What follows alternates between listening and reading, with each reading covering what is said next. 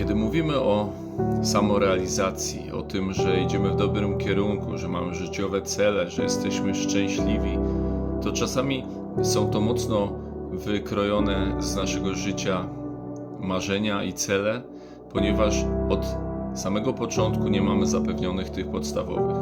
Pierwsza potrzeba to jest potrzeby fizjologiczne. Druga potrzeba to jest potrzeba bezpieczeństwa, czyli jakieś miejsce, dom, gdzie nie pada, gdzie mamy ciepło, ale gdzie mamy także ciepło rodzinne i wiemy, że mamy ten port, do którego zawsze możemy wrócić.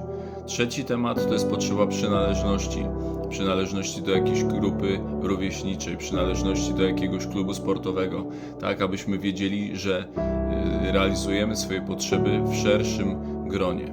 Później jest szacunek i na samym końcu jest właśnie realizacja swoich marzeń, celów i pragnień.